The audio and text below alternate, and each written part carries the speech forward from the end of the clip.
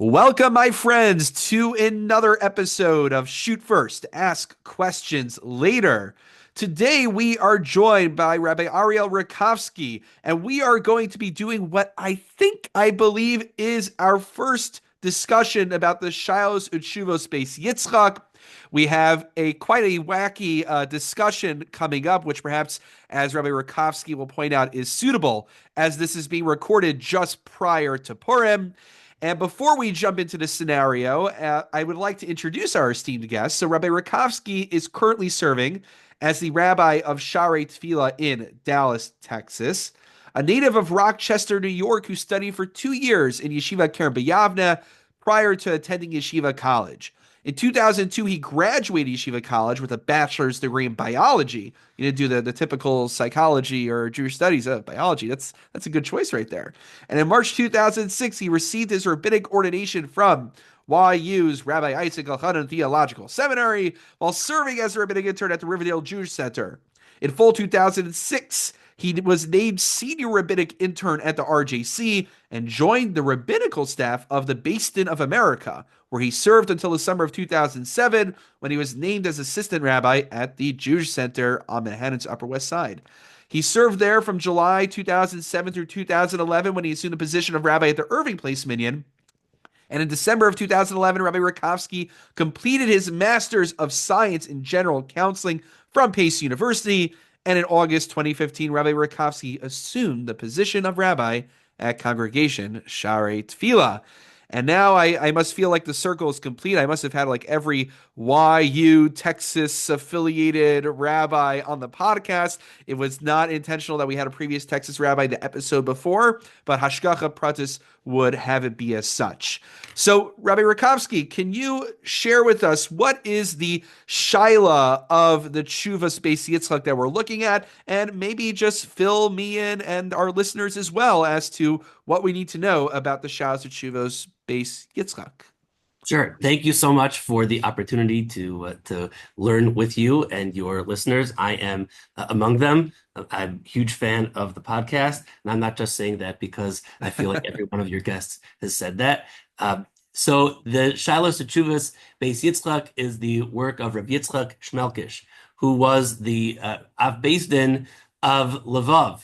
He he actually was a local boy. You know how sometimes local boys come back and be the rabbis of the shuls that they grew up in. So he grew up in Lvov, Lviv now, Lemberg, and he, after bouncing around a number of different towns in Galicia, he came back to Lvov. He was a Talmud of Rav Yaakov Meshulam Ornstein, the Yeshuas Yaakov.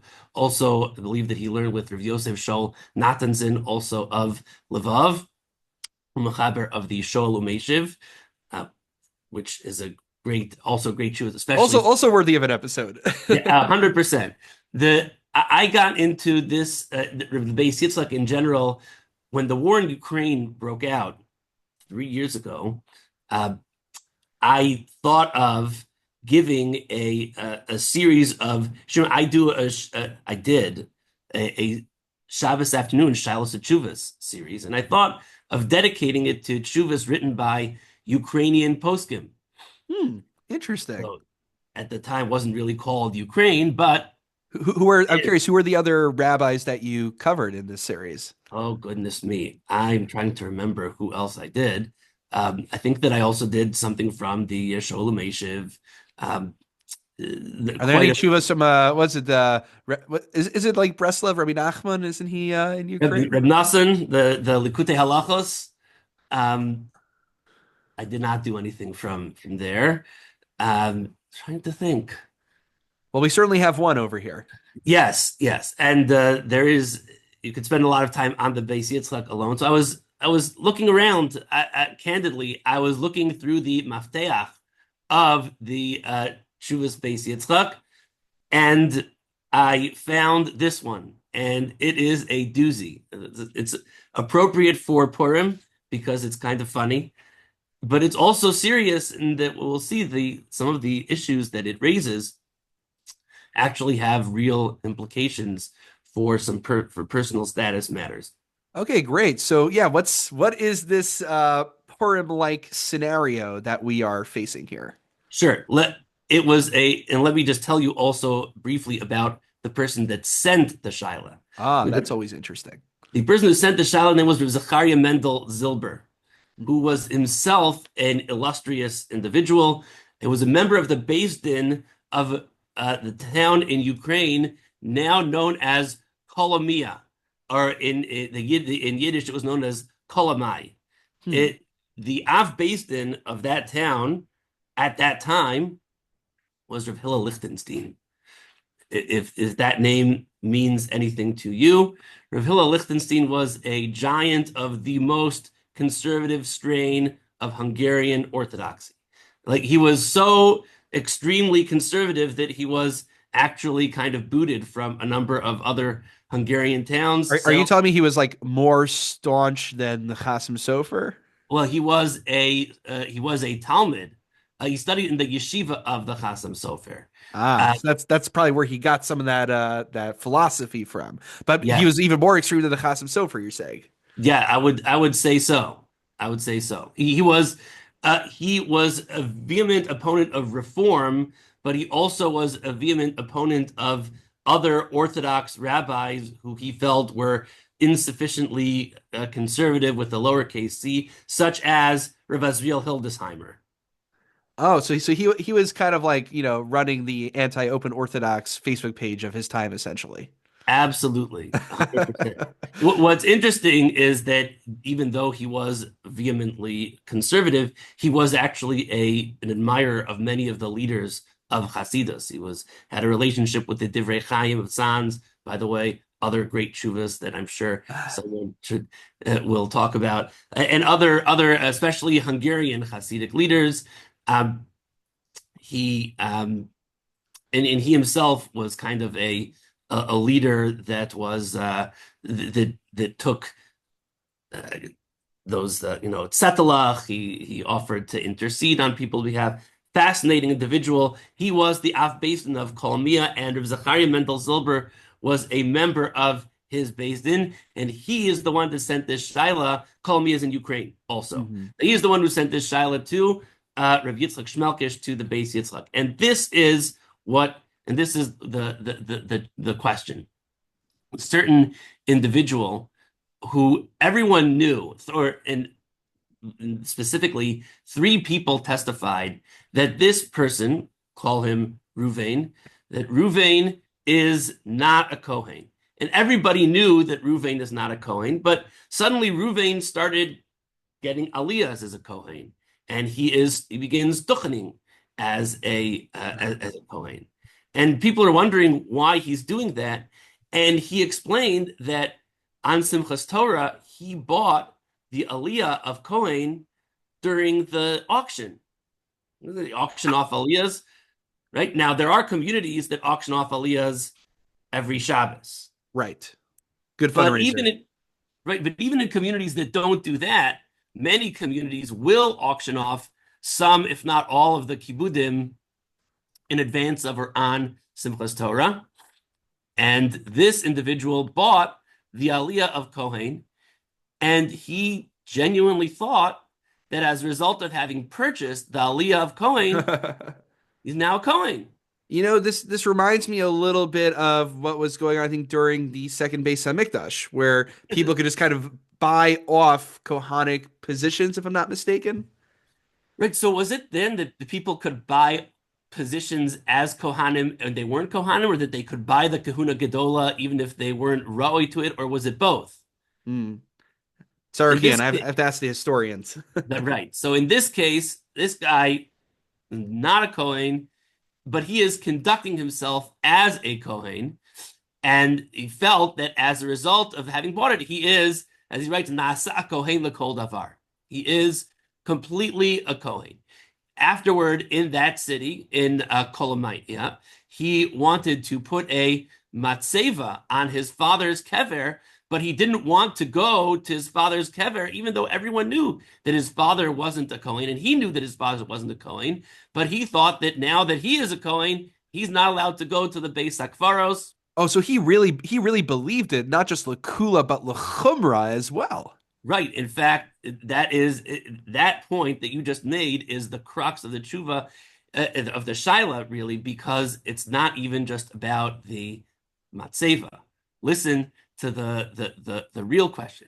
Now, this guy got divorced, and when he divorced his wife, he wrote on the get that he is Ruvain ben Ploni HaKohen, even though his father's not a Kohen, and he never asked his father about it. And in fact, the Bedats, the Beis Din that is being Mesader the get, they didn't ask him about his Yichus. They just asked him if he is a Kohen. Now, that's very important when you are writing a get because there are a lot of nafkaminas as far as potential reconciliation afterwards. So they asked him if he is a Kohen, and he said, "Yes, I am a Kohen." So once he said, "I'm a Kohen," the Beis Din didn't think to ask him if his father was a Kohen or not. Right. Presumably it would be. Exactly right.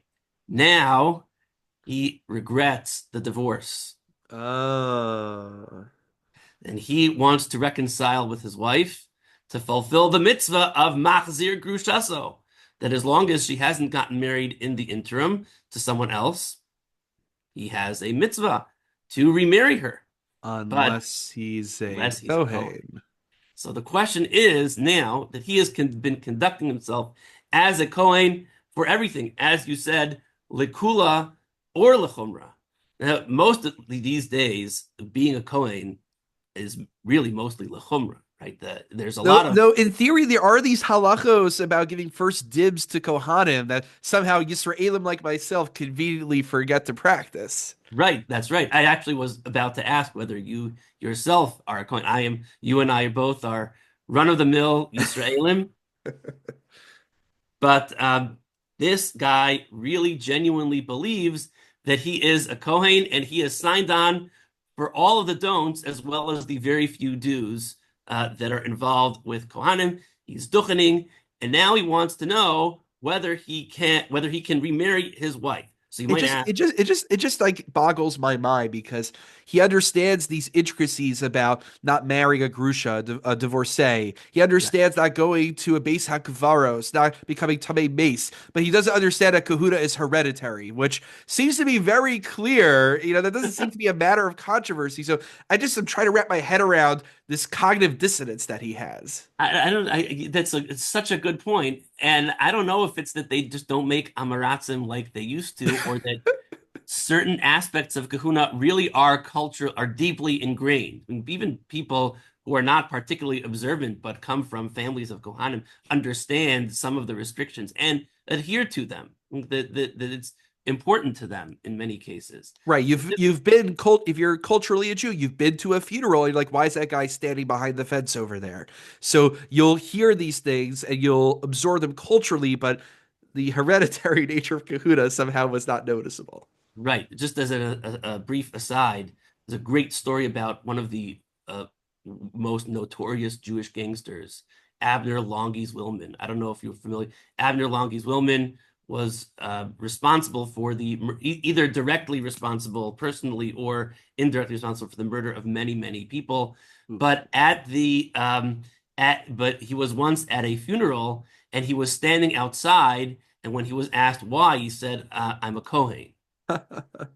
Wow. Well, you can murder people, but definitely not going to compromise my Kahuna. I don't know what to make of, like you Business is see, like the, business. the Pintala Yid, the Pintala Kohen. Pintele Coin. It depends if So you want to that's take like a Hasidic approach to the story. exactly. So the question is, what is even the Havamina? Why would you think that the fact that he thinks he's a Kohen means that he's a Kohen? How would it be that the fact that he conducted himself as a Kohen means that he can no longer get remarried to his wife, whom Right. he mistakenly Objectively, he's divorced? either a Kohen or he's not a Kohen. So Right, why? like that horrible, annoying joke about my father was a Kohen, right? Why is it that the fact that he's acting like a Kohen means anything? So it's important to introduce the concept. There are two concepts that we will come across in this tshuva. One is the concept of shavya anafshe chaticha de isura, which literally means you make yourself like a piece of forbidden meat. right? Something like an object that is forbidden. And this concept comes up many times, often in the context of women. Like, for example, if a woman says that she is married, and then so even if she's single, so shavya anafsha chaticha de isura, that she has made herself into a piece of a forbidden entity, and she would be treated as if she is an eshet ish, a woman who is Right. forbidden to marry a single man. Right. We got to be careful with the formulation. Otherwise, this gets into the wrong hands and we'll get all over social media for the wrong reasons. But Right. I think it's an interesting point, right? Meaning her edus, her testimony would not be admissible in Beis Din, but vis-a-vis herself, she's able to claim that she is forbidden to others. Correct. Right. So that's why I was careful to reframe it as an entity, not as a piece of meat. God forbid. Uh, Another example of this concept, again in reference to a woman, would be if a woman tells her husband that she is a nida, that she is on her period, and and therefore they cannot be intimate. And then, so even if she is not, so she would be treated vis-a-vis herself and her husband as someone who does have the status of a nida, because again, shavya anafsha chaticha deisur. She has made herself into an entity that is forbidden. Right. We have these cases about a masla where she might say, I only said that because it was uncomfortable Good. to say something else. So But that's generally, right. this. She has the power to forbid herself by the declaration of informing her husband that she's a nida. So I'm glad you brought up that other concept, which is what I was about to mention. The only way to get out of shavya anafsha chaticha deisur is through what we call an amasla. An amasla being a logical and eminently reasonable explanation for why she said what she said. And again, I'm using what she said because those are the classic cases. So if a woman says, for example, I am married, but she's doing it to ward off an unappealing or unsuitable Suitor. shidduch prospect, Yeah. right? That is an amasla.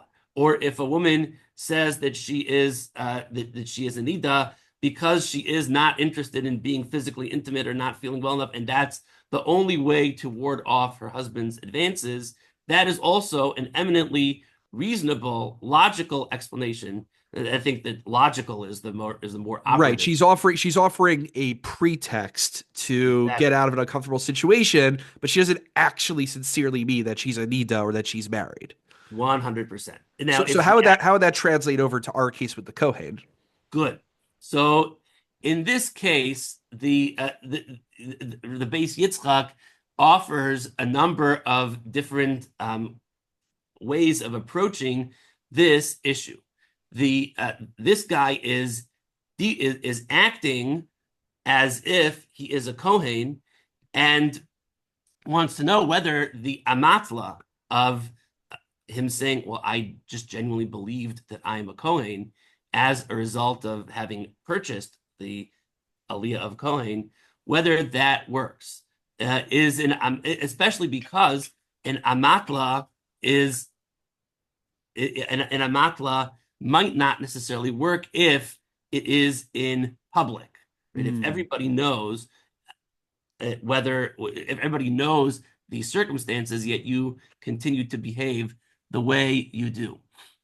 Right, meaning in an ad hoc situation, you tell a white lie to extricate yourself, but here, day in, day out, he was living the life of a Kohen. Right, exactly. So he quotes uh, a number of different poskim. He says that when it comes to this idea of the Kehuna, he brings this from the Maharit. Um, the he that a matla does not work when he is actually already acting on it. So in this case, the fact that he is acting as a Kohen, the fact that he was operating under this erroneous assumption that purchasing the Kehuna by way of buying it in an auction, an aliyah at an auction, the fact your erroneous assumption might not work if you actually acted upon it. A matla does not work when there is asa masa, when there is an Hmm. action that follows it. Right. So Because I, that's I guess I guess because we have a principle of dvar shebelev ein devarim, but generally when you do a misa, you do something outside to demonstrate your intentions. That means that you actually meant it. Even your dibor, you said I'm usser, I'm married right now. But once you start living your life according to that, it's much harder for us to interpret that as an insincere pretext. right. So then he says that um, we have to also look at it from the perspective that, remember, everybody knew that this guy is not a Kohen. Everybody knew that his father's not a Kohen. You got to wonder if everybody knew it, were they just humoring him? Like he thinks he's a Kohen? Like were they just letting him continue to have the aliyah? Just I mean, because we do all sorts of things for Gvirim. I, I guess so. I mean, I hope I wonder how much he went for. um, Amatla, he says, Amatla, when there are Adim that back it up, Hmm. you could even use what we call it Amatla Garua. Huh. So in this case, even though you could poke holes in the Amatla in general, that we just mentioned with the Asamaisa, the fact that there are Adim to back up what he said, they were in Shul on Simchas Torah, they were at the guy's father's Levaya, Hmm. that it's Ruvain ben, I don't know, Zvulun, and it's Zvulun, right? Not Zvulun HaKohen, right? So So the public everyone nature knows is actually productive here. It actually helps us get out of that's this. right. That's right. So that They know the whole itself, thing was a farce. right, exactly. Everybody knows that this guy is an Amaretz, is a clown, or is just a woefully delusional individual. Hmm. But one thing they know for sure is that he's not a Kohen. Hmm. And that's why at the beginning of the Chuvi talks about how Gimel Adim, there were at least three people that could testify that he's never been a Kohen a day in his life. I feel like there's got to be some like story where someone says that he was the great anacle of the Ger who came to Hillel and said, "I wanted to wear the big day Kehuna." Imagine if he's somehow a descendant of that. That would be remarkable. A descendant, a Gilgul, I don't know. Yeah, whichever one you want to go with. Then Um, he offers another reason to be matir in this situation, which is that uh, remember when he divorced this wife the first time, and he wrote on the get that he is Ruvain ben Zvulun HaKohen, that is actually a significant difference as far as the kind of factual pattern that's supposed to appear on a get. Maybe the get itself is not valid. This is an interesting, the Noda Yehuda. He quotes Noda. oh wow, that's interesting. So we're going like lima fre retroactively. We're going to invalidate the whole divorce. Yes, the Noda Yehuda has a discussion about this as to whether if you have all the information right, but you ascribe a personal status that is not there, that doesn't exist, that's not applicable to the person. So we're bringing in your Like, for expertise from example, your Based of America days here. Right. Although I should point out that when I was on staff at Base in America, I administered, I mean, I arranged for Gittin, but I've been an aide on many, many more Gittins since moving to Dallas than I ever was because they actually have Aidim Kavuim at the RCA based in. Uh, Ah. it's the same, as far as I know, it's the same two people. But here in Dallas, we use local Rabbanim, always have to be Adim on Gittin when we do them. So I still most of remember my Rabbi Jachter came here to Stanford one time and he had to do two Gittin.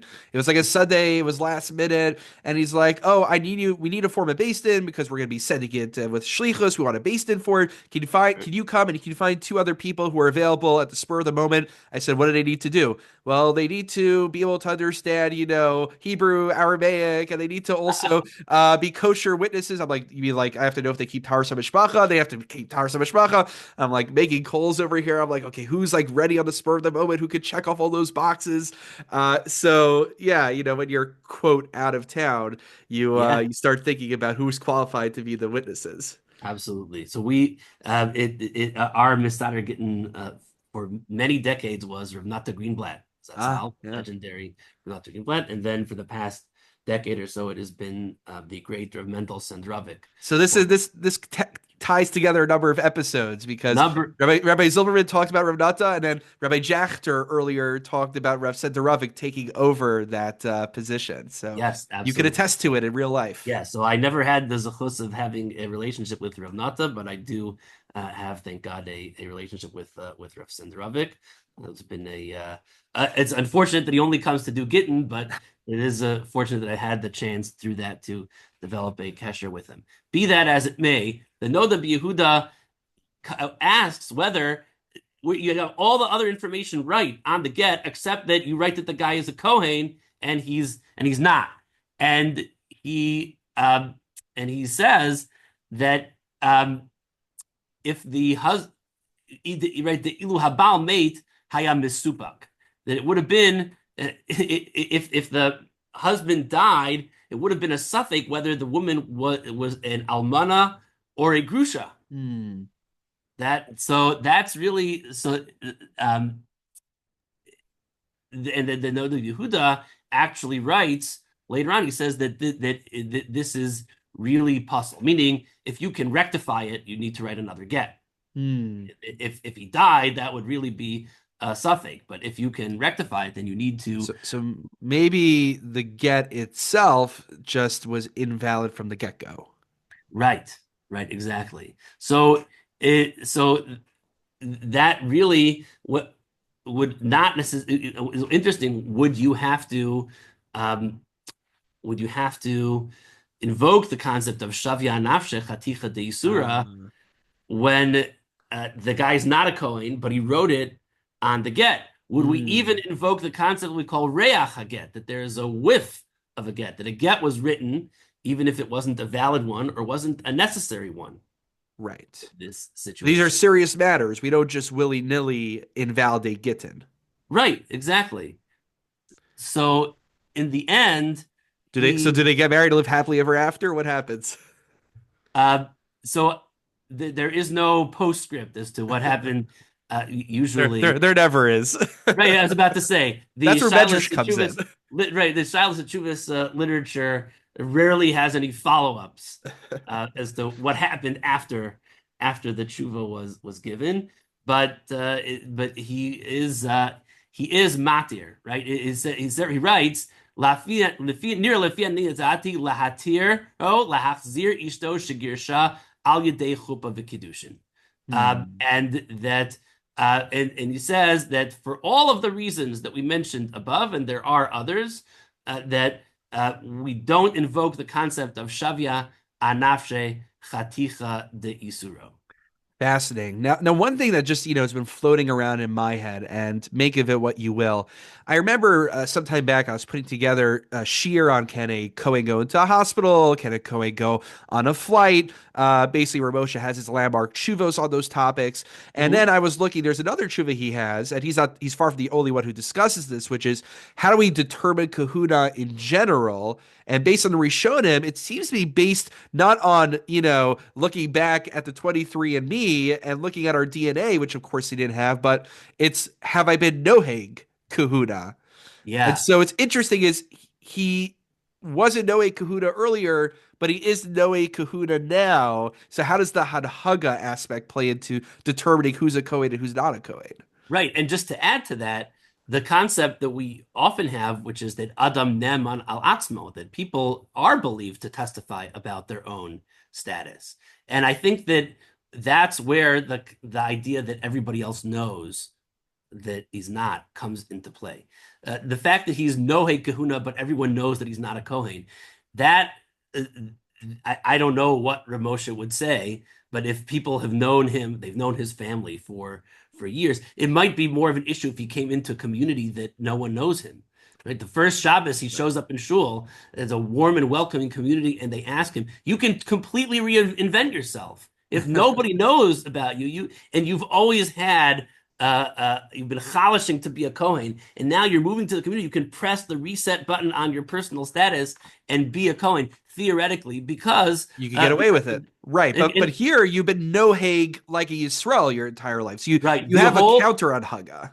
all the Yidden in Kolamai knew that this guy was not a Kohen. They knew that his father was not a Kohen. Adam Neman al Atzmo Mm. does not work when everybody else knows who the Atzmo is. Right, and even his own action, it might be, I guess, what you might call like an umdana demuchach, that based Hmm. on just how he's being nohek himself, we see that he's been Yisrael his entire life. You can't just suddenly turn around. Um, okay, so this is a fascinating tshuva. I see the perm elements to it because it's just such an absurd case about a guy who decided to buy off the Kehuna, and then the unfortunate ramifications for a divorce, a possible divorce, a remarriage. Right. So what's And like, just to yeah. stress this point, by the way, it's not that he thought that the Kahuna was necessary. It's not that he was cynically trying to buy the Kahuna. He genuinely thought that if you buy this Aliyah, you can also become a Kohen. It's almost touching I just it in is his touching, but like desire to also what kind of malpractice was it? Who was the rabbi who was in charge of the shul overseeing the Simchas Torah sales? It's right, exactly. Exactly. Unless everybody else understood, maybe the Kohanim understood that that Aliyah one day a year is for sale and that it doesn't go to Kohanim. Mm. I don't know I think this just speaks to the dangers of the fundraising complex that we have and what we're willing to roll over and do. yes, Um, absolutely. but what to you? That I'm superimposing my own perspective. What to you is like the takeaway of this tshuva in Okay, our well, last few minutes? first of all, fundamentally, now we understand the concept of Shavya Nafshe Chaticha de Yisura Ah, and the concept of Amasla, number beautiful. one. Uh, Number two, the concept of Shavya Nafshe Chaticha de Yisura fundamentally means that your speech, the things that you say, have power. Hmm. And not just in a cosmic sense, which is true, and sort of a spiritual, but have real life consequences for your personal status in ways that could very deeply impact your life in the short and long term. Just by virtue of saying something that could make you forbidden to a potential marriage partner, to a husband, right? That has a big real life ramification.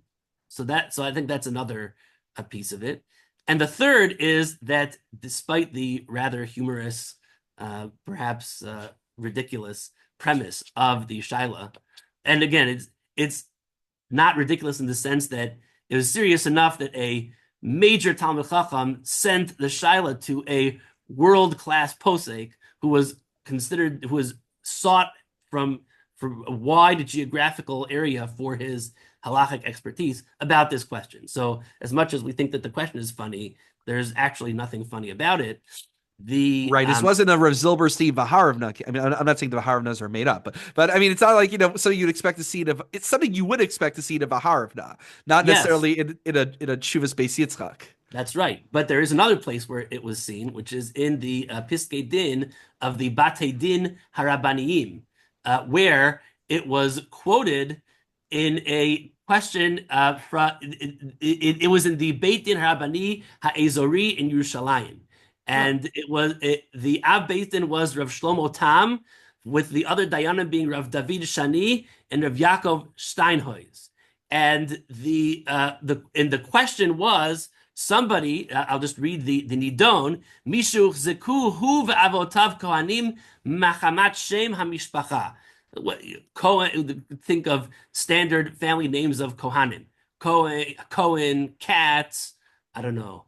Konigsberg, a lot of Konigsbergs are I Kohanim. think Rapport also, yeah. That's a good one. Sure. Rappaport, there are Rappaports that are not Kohanim, but Rappaports that are Kohanim are considered to be Kohanim Meyuchasim, right? Hmm. Going back many, many generations. So I don't know what the surname was in this case. It was a family that came from Australia, um, and that again similar situation, always behaved like Kohanim, and this person now wants to marry a Gioret, and he wants to know, and the father informed them that they're actually not Kohanim, and the question is whether he is allowed to marry this lovely, wonderful Giores, which he would not be allowed to do if he were a Kohen. And this tshuva is quoted Huh. in the context of this psak din, talking about how this individual is allowed to marry remarry his wife, even though the concept of shavia nafsha chadik yisura involved in the person acting as a Kohen because he's not actually a Kohen. I love that you shared that because beyond, of course, understanding the principles of Maslow, Shavna Shechaticha di Surah, which are inherently important as Talmud Torah, this tshuva now serves as precedent for contemporary issues that come up, and it's now part of the halachic literature. So it's a very fascinating, interesting, pre-Purim almost kind of question from a theoretical standpoint, but it has real lemaisa implications and ramifications, like you found in the records of that Yerushalmi based in. So shkayach for bringing that up, and I also particularly enjoyed the message about the power of Amasa, the power of Shavia Nafshi Chaticha di Surah. That oftentimes, and rightly so, we hear about the power of words in terms of lashon hara, in terms of midos, which not to downplay the importance of that, but also understanding that our speech has real concrete halachic power as well. That to me, gives it a sort of oomph that's not emphasized as much as it should be. And I appreciate you bringing that to my attention and to our listeners' attention as well.